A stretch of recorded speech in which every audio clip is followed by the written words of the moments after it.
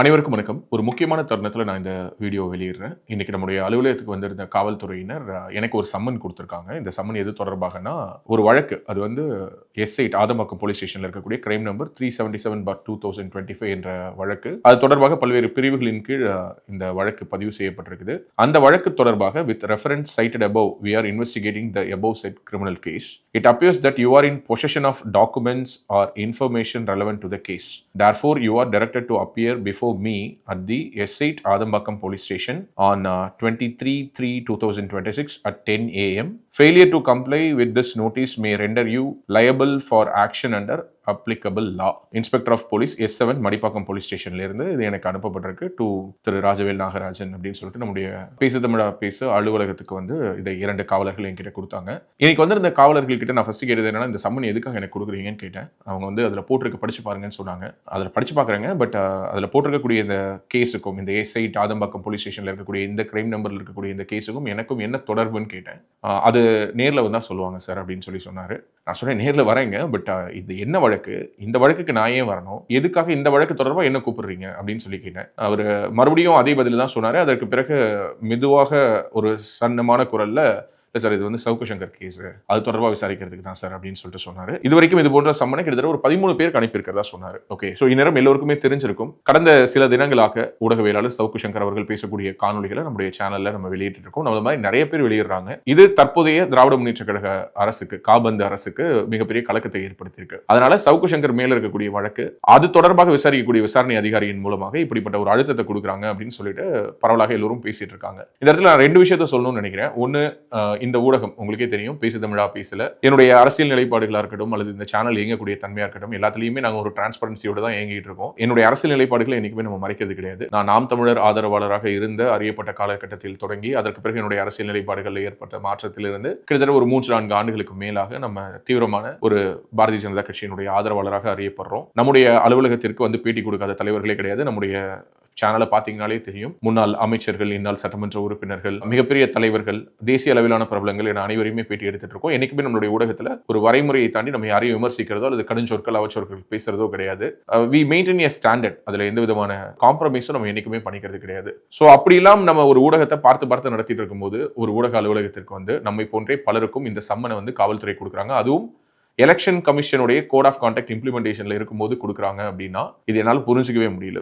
சவுக்கு சங்கர் என்ற ஒரு ஊடகவியலாளர், அவர் மேல வழக்கு இருக்குது, அவர் தொடர்பான வழக்கு தொடர்பாக உங்களை விசாரிக்கணும் அப்படின்னா இது எதனால இந்த மாதிரியான ஒரு விசாரணைக்கு எல்லாரும் அழைக்கப்படுறாங்க அப்படிங்கிற ஒரு கேள்வியை பொதுமக்களாகி உங்க முன்னாடியே வைக்கணும்னு நினைக்கிறேன். ஸோ நான் வந்து இந்த சம்மன் தொடர்பாக 23ஆம் தேதி, அதாவது வர திங்கட்கிழமை அன்னைக்கு காலையில 10 மணிக்கு ஆஜராகணும்னு சொல்லியிருக்காங்க. இன்னைக்கு இதே மாதிரியான ஒரு சம்மன் வழங்கப்பட்டதில் ஊடகவியலாளர் அருள்மொழிவர்மன், கார்த்திக் கோபிநாத் இளையபாரதம் சேனல் நடத்திட்டு இருக்காரு. பாரதிய ஜனதா கட்சியினுடைய சமூக ஊடக இணை பொறுப்பாளராக கடந்த சில ஆண்டுகள் பணியாற்றினார் இல்லையா, அவரையும் இன்னைக்கு அழைச்சிருக்காங்க. அவர்கிட்டையும் விசாரணை நடந்திருக்குது. அவர் வெளியில் வந்து கொடுத்த பேட்டி நம்மளுடைய சேனலே ரிலீஸ் ஆயிருக்கு, அதையும் பாருங்க. ஊடகங்கள் தேர்தல் நேரத்தில் சுதந்திரமாக செயல்பட முடியாத அளவிற்கு ஒரு மிகப்பெரிய அழுத்தத்தை காவல்துறையின் வழியாக திமுக கொடுக்குதோ அப்படிங்கிற ஒரு அச்ச உணர்வு ஏற்படுது. தமிழ்நாட்டில் நடக்கக்கூடிய இந்த விஷயத்தை தேசிய ஊடகங்கள், டெல்லியில் இருக்கக்கூடிய தலைமை தேர்தல் ஆணையம் கவனிக்குதான்னு கூட எனக்கு தெரியல. சவுக்கு சங்கர் மேல ஒரு வழக்கு, அந்த வழக்கு எது தொடர்பாகனே நமக்கு தெரியாது. அதை ஒரு ஊடகத்தில் பேசுவதன் மூலமாக தான் நம்ம தெரிஞ்சுக்கிறோம். அவரு வேறு யாரோ ஒரு ப்ரொடியூசர் கிட்ட ஏதோ பணம் கேட்டாரு, மிரட்டினாரு அப்படின்னு சொல்லிட்டு அவர் மேல ஒரு வழக்கு இருக்கு. இது போல சவுக்கு சங்கர் மேல பல வழக்குகள் இருக்கு. அந்த வழக்குகள் தொடர்பா அவரு நீதிமன்றத்தை நாடி வழக்காடிட்டு இருக்காரு. அதுல பல வழக்குகள்ல இருந்து அவருக்கு பிணை கிடைச்சிருக்குது. இப்ப கூட பாத்தீங்கன்னா அவர் பெயில்ல தான் இருக்காரு, கண்டிஷன் பெயில்ல இருக்காருன்னு வச்சுக்கோங்களேன். அவருக்கு சில கண்டிஷன்ஸை வந்து கோர்ட் வந்து அறிவுறுத்தி இருக்குது, இப்படி எல்லாம் தான் நீங்க இந்த பெயில் காலத்துல செயல்படணும்னு. அவர் அதை மீறி இருக்காரு. அவர் வந்து இப்ப எங்க இருக்கிறாரு, அவர் எங்கிருந்து இந்த வீடியோ போடுறாரு, அந்த வீடியோவை நீங்க ஏன் போடுறீங்க அப்படின்னு சொல்லிட்டு இப்படியான கேள்விகளை எல்லாம் வச்சு அவருடைய வீடியோ வெளியிடக்கூடிய ஊடகங்களை மறைமுகமாக காவல்துறையின் மூலமாக திமுக மிரட்டுதோ அப்படிங்கிற ஒரு எண்ணம் தான் வருது. இது வரைக்கும் சவுக்கு 4 வீடியோ வெளியிட்டிருக்காரு. நம்மளுடைய சேனல்லையும் நம்ம அதை வெளியிட்டிருக்கோம், பார்த்திருப்பீங்கன்னு நினைக்கிறேன். முதல் வீடியோ வந்து பாத்தீங்கன்னா முழுக்க முதலீடுகளை ஈர்க்கிறோம்னு சொல்லி எப்படியெல்லாம் கடந்த 5 ஆண்டுகளாக திராவிட முன்னேற்ற கழக அரசு மக்களை ஏமாத்தினது அப்படிங்கிறத பத்தின ஒரு வீடியோ போட்டிருந்தாரு.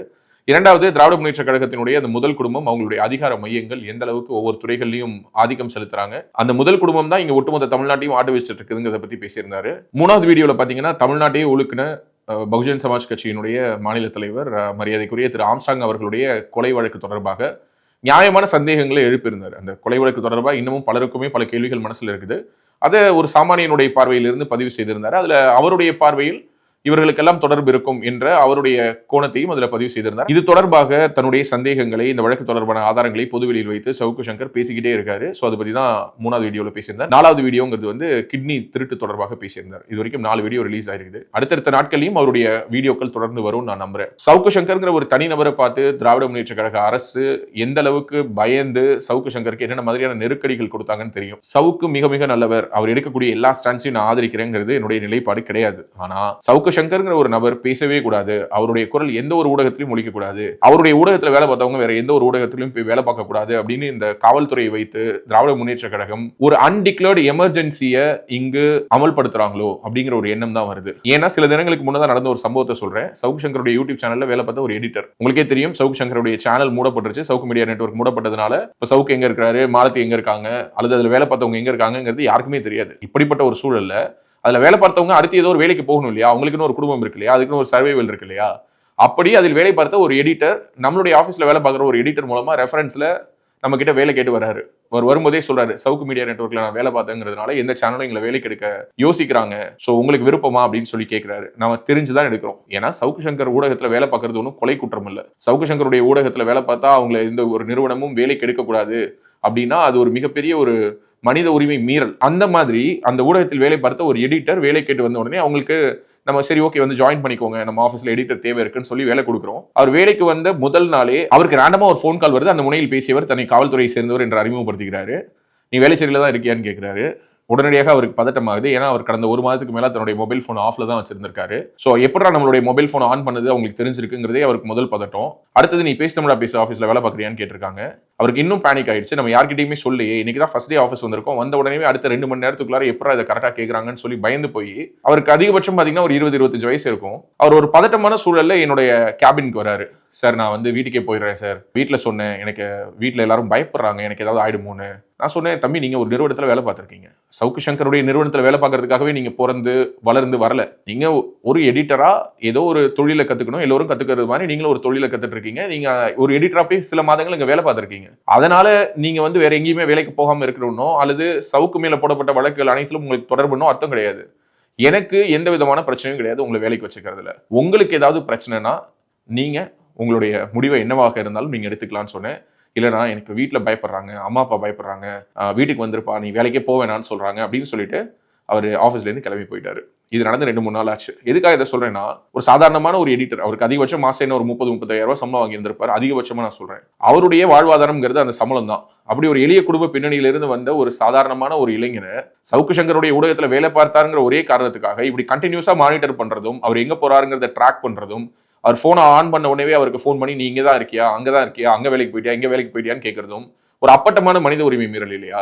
காவல்துறை இந்த மாதிரி விளாத்திக்குளத்துல போன பெண் பின்னாடி ஃபாலோ பண்ணியிருந்தாங்கன்னா, அல்லது இங்க நடக்கக்கூடிய குற்றச்செயல்கள் காரணமான ஹிஸ்டரி ஷீட்டர்ஸ் பின்னாடி அவங்க வந்து ஃபாலோ பண்ணியிருந்தாங்கன்னா பல குற்றச்செயல்களை தடுத்திருக்கலாம். கஞ்சா நெட்வொர்க் பின்னாடி ஃபாலோ பண்ணியிருந்திருக்கலாம், இங்க இருக்கக்கூடிய போதை மருந்து நெட்வொர்க் பின்னாடி ஃபாலோ பண்ணியிருந்திருக்கலாம், இங்க நடக்கக்கூடிய குற்றச்செயல்களுக்கு காரணமாக இருக்கக்கூடிய அந்த குற்றப்பதிவேடுகள் கொண்ட பின்னணியை கொண்டவர்களை ஃபாலோ பண்ணியிருந்திருக்கலாம்.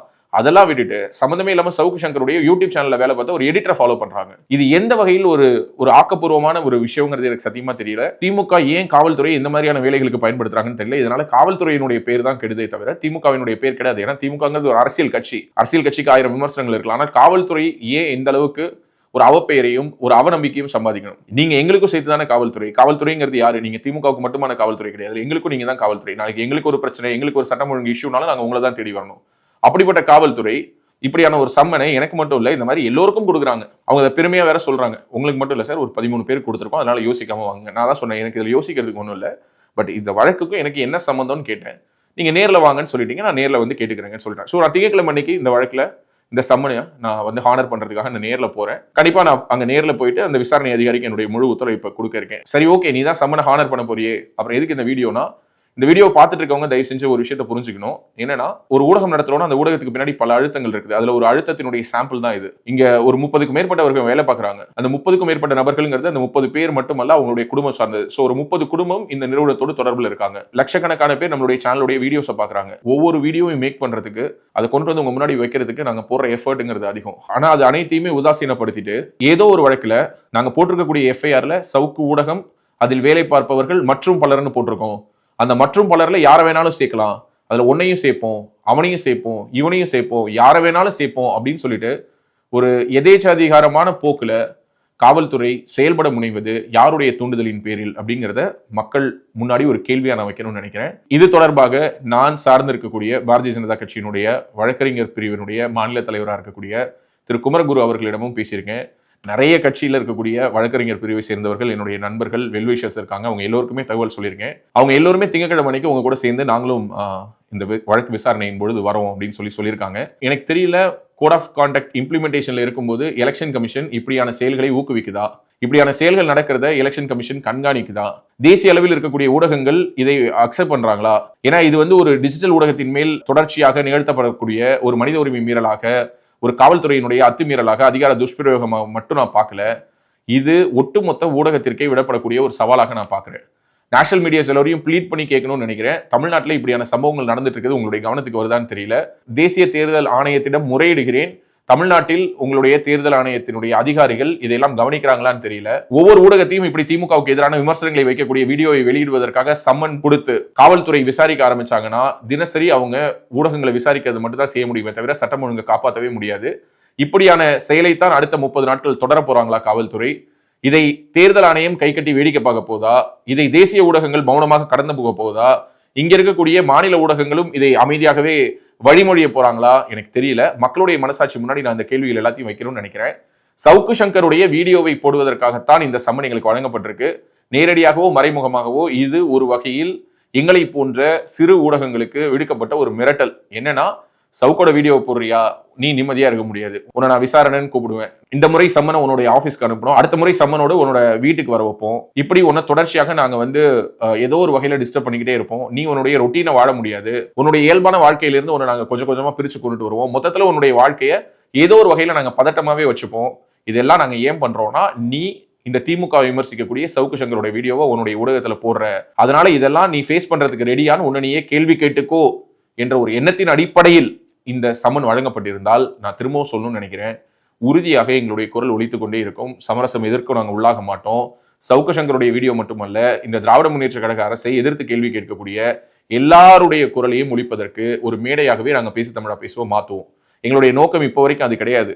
நாங்கள் கிட்டத்தட்ட 60-70 சர்வே போட்டிருக்கோம். அத்தனை சர்வேக்கள்லையும் எங்கெல்லாம் திராவிட முன்னேற்ற கழக கூட்டணி வெல்லுமோ அதெல்லாம் திராவிட முன்னேற்ற கழக கூட்டணி வெல்லும்னோ, எங்கெல்லாம் அனைத்து அண்ணா திராவிட முன்னேற்ற கழக கூட்டணி வெல்லுமோ அங்கெல்லாம் அனைத்து அண்ணா திராவிட முன்னேற்ற கழக கூட்டணி வெல்லும்னோ, எந்தெந்த விஷயங்கள் எல்லாம் திராவிட முன்னேற்ற கழக அரசு நல்லது பண்றாங்களோ அப்பெல்லாம் அதை பாராட்டியும், எப்பெல்லாம் திராவிட முன்னேற்ற கழக அரசு சறுக்குறாங்களோ, எங்கெங்கெல்லாம் தவறுகள் செய்யறாங்களோ அதை சுட்டி காட்டியும் தான் எங்களுடைய ஊடகத்தை நாங்க இந்த நிமிடம் வரை நடத்திட்டு இருக்கோம். எந்த ஒரு இடத்திலும் மரியாதை குறைவாக, கண்ணிய குறைவாக எந்த ஒரு அரசியல்வாதியும் பேசினதோ எழுதுனதோ கிடையாது. இப்படியாக செயல்படக்கூடிய ஊடகத்தையே நீங்க ஒரு வழக்குல சம்மன் போட்டு அந்த சம்மன் மூலமா அவங்களை நிலைக்குலைய வச்சிடலாம் நினைச்சீங்கன்னா, சாரி, நாங்க அந்த மாதிரியான ஊடகம் கிடையாது.